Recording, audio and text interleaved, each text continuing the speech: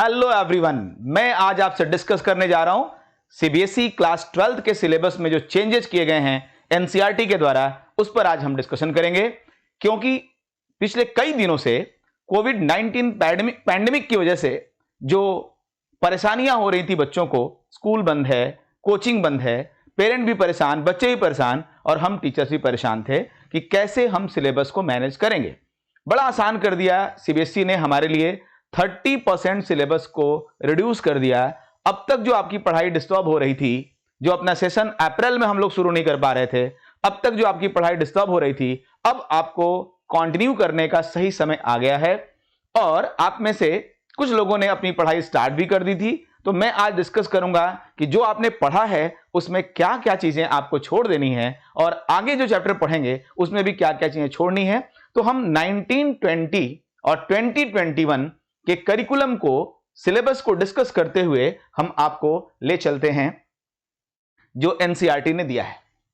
आप देखो, आपको आइडिया होगा, केमिस्ट्री चैप्टर की अगर मैं बात करूं, केमिस्ट्री चैप्टर में केमिस्ट्री की बुक्स में हम अगर बात करें तो यूनिट 1 में चैप्टर है सॉलिड स्टेट।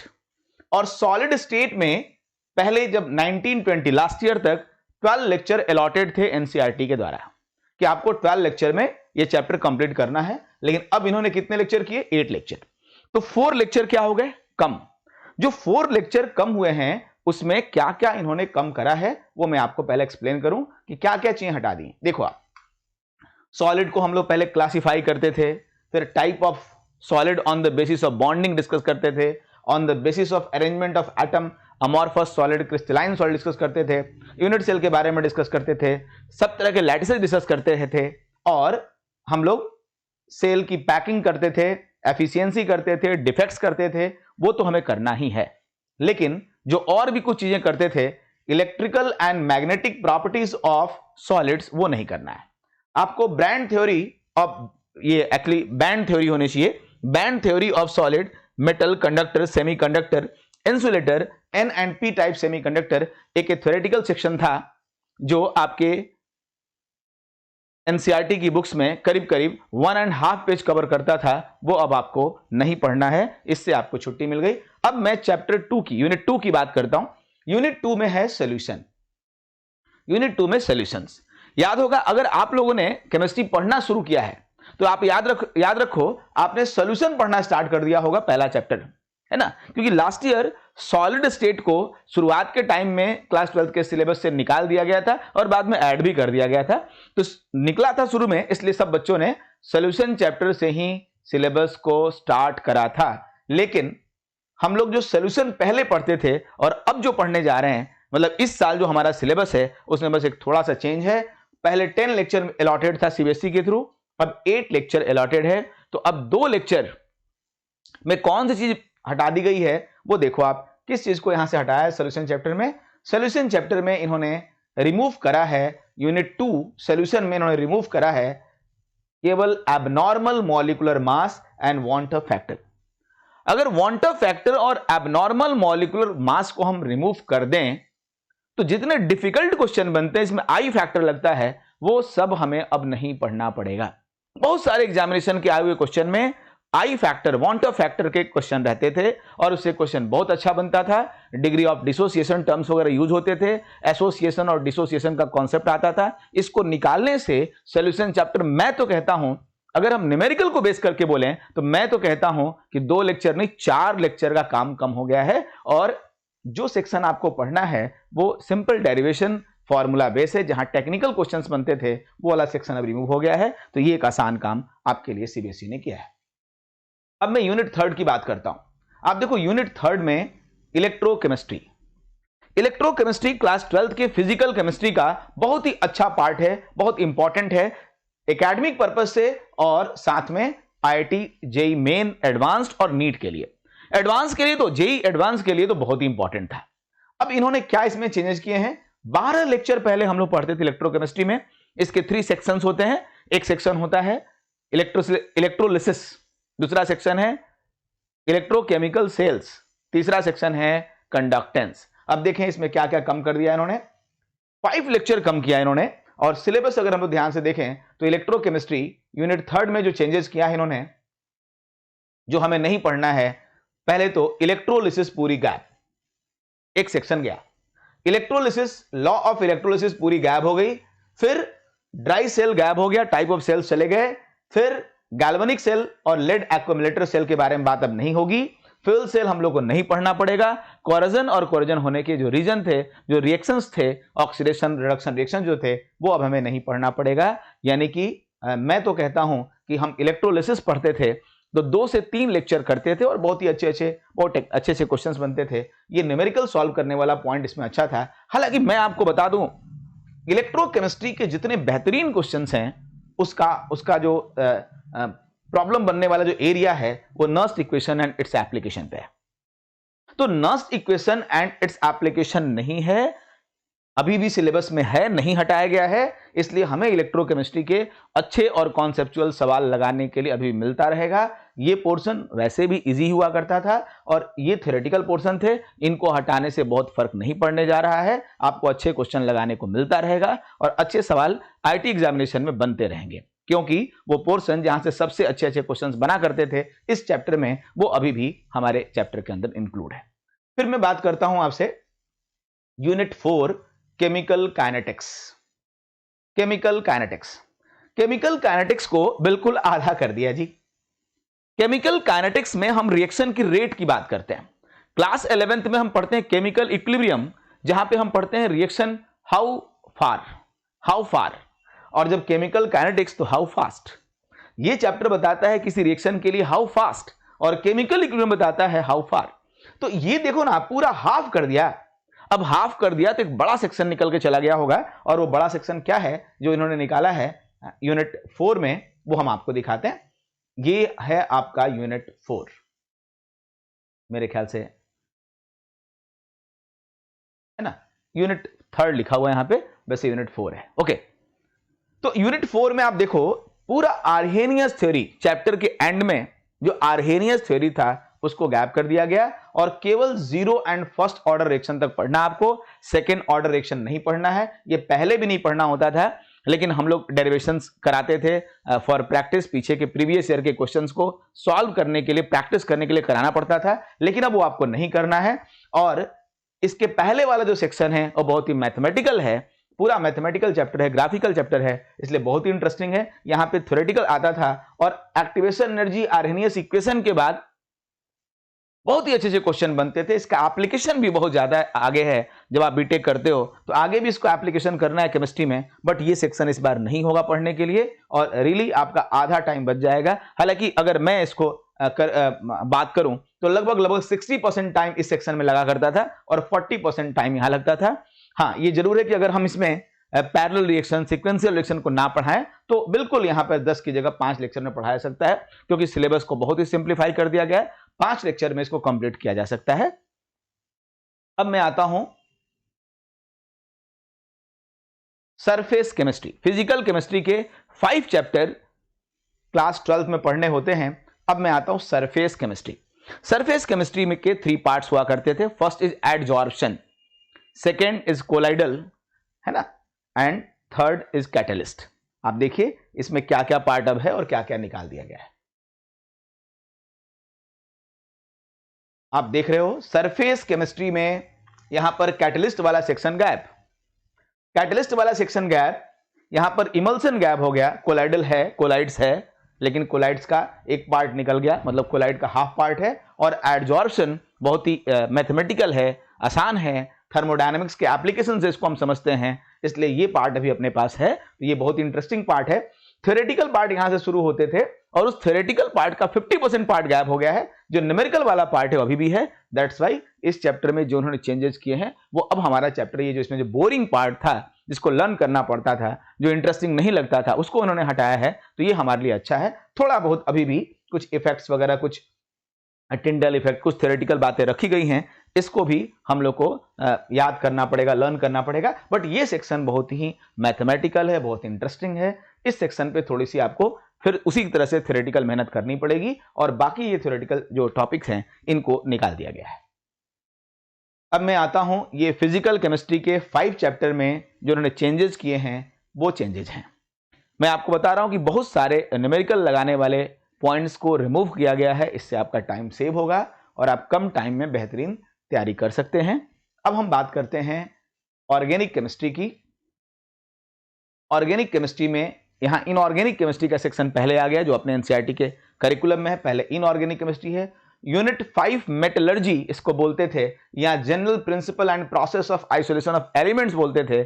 इस चैप्टर को बिल्कुल हटा दिया गया है। 8 लेक्चर से ये चैप्टर चला गया। पहले 4 हम लोग मेटलर्जी पढ़ते थे और मेटलर्जी का हर एग्जामिनेशन में क्वेश्चन आया करता था। आप ध्यान दो, सीबीएसई ने जो सिलेबस बना के दिया है क्लास 12th में, वो सिलेबस केवल बोर्ड में फॉलो नहीं होगा, वो सिलेबस फॉलो होगा आईटी जेई मेन एडवांस के एग्जाम में भी और नीट में भी फॉलो होगा। इसीलिए आपको ये अलग से अब पढ़ने की जरूरत नहीं है कि कोई बात नहीं बोर्ड में तो हटा है ना, आईटी के लिए तो आएगा ही आएगा। बिल्कुल ऐसा नहीं है। इस बार सारे एग्जामिनेशन को इसी सिलेबस को फॉलो करना पड़ेगा। ओके, तो अब मेटलर्जी चैप्टर हमें नहीं पढ़ना है। पी ब्लॉक एलिमेंट हाफ हो गया, 14 लेक्चर का चैप्टर 7 हो गया। इसका मतलब कि बहुत चेंजेस किया गया होगा। हम देखते हैं, आपसे डिस्कशन करते हैं कि पी ब्लॉक एलिमेंट में क्या क्या इन्होंने चेंजेस करे हैं, किन किन पॉइंट्स को इन्होंने हटाया है। देखिए, मेटलर्जी में कंटेंट हमने बिल्कुल नहीं रखा है, ब्लैंक कर दिया, मतलब मेटलर्जी यहां से अब गायब है। एक चैप्टर सीधे सीधे आपका कम हो गया। लास्ट ईयर पी ब्लॉक का जो सिलेबस प्रिंटेड था हमारे यहां एनसीईआरटी के पाठ्यक्रम में, उसमें सिलेबस के अंदर ग्रुप 15 लिखा नहीं था, बट हमें पढ़ना था, है ना। अब ग्रुप 15 मैंने पूरा का पूरा नोट कर दिया है। ग्रुप 15 में हमें नाइट्रोजन फैमिली एलिमेंट की बात करनी है, नाइट्रोजन के कंपाउंड्स की बात करनी है। आपको नाइट्रिक एसिड पढ़ना है जो कि बहुत इंपॉर्टेंट है, नाइट्रोजन के ऑक्साइड्स के बारे में पढ़ना है, अमोनिया के बारे में पढ़ना है, और अब आपको फास्फोरस और उसके एलोट्रॉप्स के बारे में बिल्कुल नहीं पढ़ाई करनी है। फास्फोरस और एलोट्रॉप्स के बारे में हम लोग पहले पढ़ा करते थे, तो वो एक पूरा सेक्शन, मैं आपको बताऊं, नाइट्रोजन फैमिली का लगभग 40% सेक्शन इन्होंने हटा दिया है। केवल नाइट्रोजन फैमिली का अब आपको 60% सेक्शन पढ़ना होगा। पी ब्लॉक में आप nitrogen family, oxygen family, halogen family and inert gases, ये 4 सेक्शन क्लास 12 में पढ़ते हो, और boron and carbon family class 11 में पढ़ते हो। तो क्लास 12 के जो 4 सेक्शन हैं उनमें नाइट्रोजन फैमिली में पूरा नाइट्रोजन फैमिली का 50% सेक्शन, लगभग 40 to 50% सेक्शन इन्होंने रिमूव किया है। अब मैं ग्रुप 16 की बात करूं तो ग्रुप 16 में ऑक्सीजन की प्रॉपर्टीज पे बातचीत करी गई, डाइऑक्सीजन के बारे में बातचीत करी गई, सल्फर के एलोट्रॉपिक फॉर्म की बात करी गई, और सल्फर के ऑक्साइड के बारे में बात की गई, सल्फ्यूरिक एसिड के बारे में बात करी गई। मतलब लगभग सिलेबस उतना ही है, कोई बहुत इसमें चेंजेस नहीं आए हैं। अगर ग्रुप 17 की बात करूं मैं, तो ग्रुप 17 में हैलोजन फैमिली में भी लगभग सिलेबस उतना ही है, इनर्ट गैसेस की प्रॉपर्टीज में उतना ही है। अब हम लोग नेक्स्ट यूनिट डी और ए ब्लॉक में चलते हैं। भाई देखो, डी और ए ब्लॉक जो आप पढ़ोगे ना, तो आप एनसीईआरटी के 5 से 6 पेजेस में आप डी ब्लॉक की प्रॉपर्टीज पढ़ोगे। क्लास 11th में एक चैप्टर पढ़ते हैं पीरियोडिक प्रॉपर्टीज, तो डी ब्लॉक की प्रॉपर्टीज क्लास 11 में नहीं पढ़ाते थे। क्यों नहीं पढ़ाते थे? क्योंकि सिलेबस में एस और पी ब्लॉक होता था। अब डी ब्लॉक की सारी properties, atomic size, ionisation energy, density, variable, oxidation state, catalytic property, ये सब हम लोग को पढ़ना होता है। अब ये सब तो बिल्कुल वैसे ही पढ़ना होगा जो कि यहां पे लिखा, ionic radii, colour, catalytic property, magnetic property, interstitial compound formation, ये थ्योरेटिकल सेक्शन केवल पढ़ना है। और जो यहां पे याद करने वाला टेक्निकल सेक्शन था, KMnO4 और K2Cr2 वो इस बार हटा दिया गया है। मतलब रिएक्शन का पार्ट डी ब्लॉक से खत्म हो गया। पी ब्लॉक में भी जो रिएक्शन के पार्ट थे उसमें काफी कुछ कम हो गया, और यहां पर भी डी ब्लॉक में भी ये रिएक्शन का पार्ट खत्म हो गया। लैंथेनोइड और एक्टिनोइड, लैंथेनोइड तो थोड़ा बहुत पढ़ना है, जनरल प्रॉपर्टी। एक्टिनोइड के बारे में बात हो गया, गायब हो गई। मतलब हमारे एनसीईआरटी का एक पैराग्राफ ये गायब हो गया, और ये 2 पेजेस लगभग यहां से कम हो गए।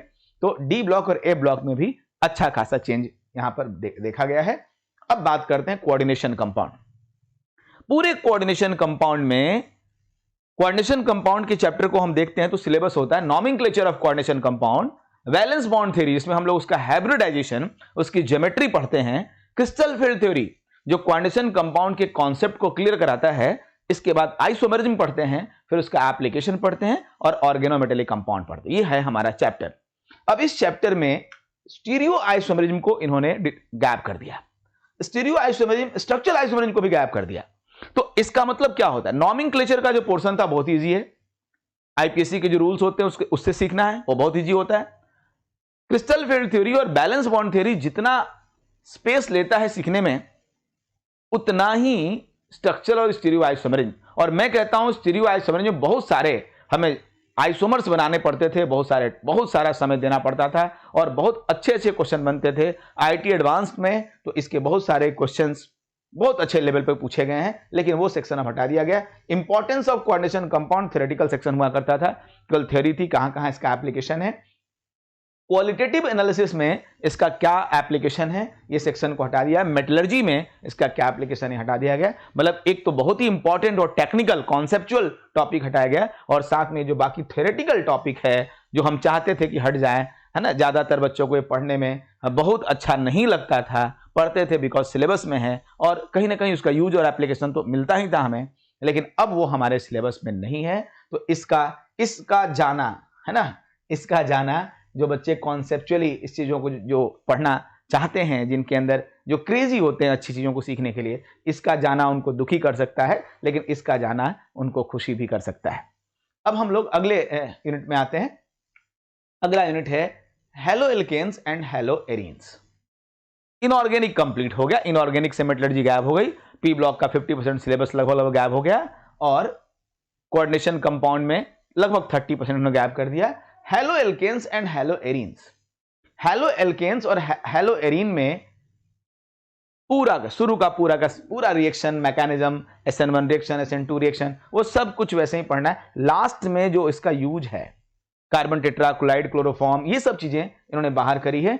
लास्ट में आप एनसीईआरटी के 2 पेजेस में इस तरह का आपको मिलेगा थ्योरेटिकल चीज, जिनको वैसे भी बच्चे एग्जामिनेशन को करीब आने पर फटाफट लास्ट में रटते थे, वो चीज वैसे भी गायब हो गया अब यहां से, लेकिन जो कॉन्सेप्चुअल पार्ट है वो पूरा का पूरा है। और मैं बताऊं क्लास 12 के रिएक्शन मैकेनिज्म का एक इंपॉर्टेंट सेक्शन, जहां सब्स्टिट्यूशन रिएक्शन, जहां एलिमिनेशन रिएक्शन होती है, आप SN1, SN2, E1, E2 के नाम से पढ़ोगे उसको, ये पोर्शन यहां पर है बेटा। तो अगर ये पोर्शन यहां पर है तो इसका मतलब एक अच्छा चैप्टर अपने पास है। और ये जो थ्योरेटिकल है ना, वैसे भी इसको पढ़ने में काफी समय नहीं लगता था, ये बहुत बोरिंग और थ्योरेटिकल हुआ करता था, तो इसका रहना और ना रहने से कोई बहुत फर्क नहीं पड़ता है।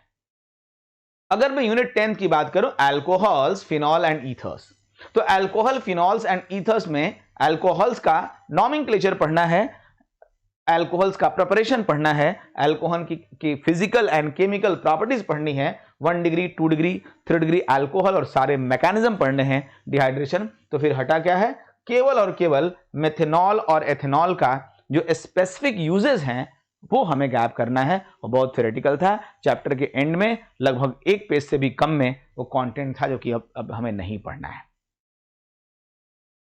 आप ध्यान दो, अगर आपके पास एनसीईआरटी, अभी तक आप बहुत सारे बच्चों ने क्लास 12 के एनसीईआरटी परचेज करके पढ़ना शुरू किया था, तो चैप्टर के लास्ट का, है ना, आप अभी अगर आपके पास एनसीईआरटी हो तो चैप्टर के लास्ट का एक बार वीडियो फिर से देखना है, और चैप्टर के लास्ट में इन पेजेस को आप जाकर के मार्क करना जहां जहां मैंने इसको हटाया है। चलो, अब ये फिनॉल और ईथर में बिल्कुल एज इट इज वैसे ही पढ़ना है, इसमें कोई चेंज नहीं है। एल्डिहाइड, कीटोन और कार्बोक्सिलिक एसिड क्लास 12 के ऑर्गेनिक केमिस्ट्री में बहुत इंपॉर्टेंट सेक्शन होता है, कोई चेंज नहीं किया गया, बिल्कुल एज इट इज जैसे था वैसा रखा गया है। ऑर्गेनिक कंपाउंड, नाइट्रोजन में डाइजोनियम सॉल्ट को लेकर के बहुत सारे रिएक्शंस बनते थे, उन सारे रिएक्शंस को अब यहां पे डाइजोनियम सॉल्ट वाले रिएक्शन को हटा दिया गया है। बाकी नाइट्रोजन फैमिली में जो भी रिएक्शंस हैं वो अभी एज इट इज रखा गया है। तो इसका मतलब कि एक पोर्शन जो हटा है उसमें इंपॉर्टेंट रिएक्शन बहुत सारे थे, है ना, इनका हटना कहीं ना कहीं कन्वर्जन वाले पार्ट को वीक कर देगा। इसलिए अब मैं बात करूं बायोमॉलिक्यूल्स की। बायोमॉलिक्यूल्स में हम जब कार्बोहाइड्रेट्स पढ़ते हैं, पहला सेक्शन है कार्बोहाइड्रेट्स का, इसमें मोनोसेकेराइड सारे हैं, पॉलीसेकेराइड्स, और इसके बारे में बहुत हमें नहीं पढ़ना होता था, इसकी स्टीरियोकेमिस्ट्री नहीं पढ़नी होती थी, थ्योरेटिकली बस उनको जानना होता था, क्लासिफिकेशन, तो वो हटा दिया गया पोर्शन, बहुत थ्योरेटिकल पोर्शन है, कुछ खास चीज नहीं हटी हुई है। जो मेन चीज है जहां पे आपको मेहनत करनी है, जहां सीखना है, जहां टेक्निक है, वो अभी भी इन्होंने रखा है। प्रोटीन बिल्कुल थ्योरेटिकल टॉपिक था, उसमें प्रोटीन के आगे एंजाइम है और उस एंजाइम वाले सेक्शन को हटा दिया है। जैसे जैसे बायोमॉलिक्यूल में आप आगे की तरफ बढ़ते हो, टॉपिक थोड़ा थ्योरेटिकल होता है और बायोलॉजिकल एप्लीकेशन के पार्ट आते हैं, उसमें एंजाइम को उन्होंने हटाया है। एंजाइम में याद करने का हुआ करता था, वो याद करने वाला थ्योरेटिकल रटने वाली चीज अब आपके इस पार्ट से गायब है। ये आपके लिए अच्छी खबर है। पॉलीमर पूरा का पूरा लर्न करना होता था, हालांकि पॉलीमर का बहुत ही एप्लीकेशन है, लेकिन अभी जो प्रॉब्लम चल रही है अपने हैं बच्चों के साथ कि टाइम कम बचा और क्या पढ़ें कैसे करें, तो उनके लिए इस चैप्टर को हटाना ठीक है, बट इसका एप्लीकेशन बहुत ज्यादा है।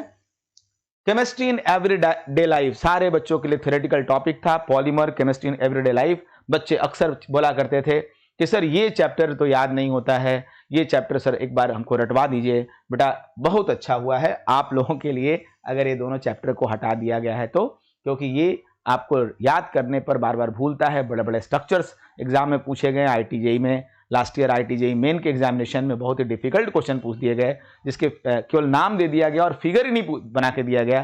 तो बच्चों को ये प्रॉब्लम थी कि मैंने ये चैप्टर नहीं पढ़ा, देखो कितनी दिक्कत हो गई। तो अब आपके 30% सिलेबस को रिड्यूस करके काफी आसान बनाया गया है। आज के दिन से अगर आप केमिस्ट्री एक रूटीन के साथ पढ़ना शुरू करते हो तो अब आप आराम से अपने सिलेबस को कंप्लीट कर सकते हो, और जो पहले से पढ़ रहे हैं वो तो एडवांटेज पे हैं ही।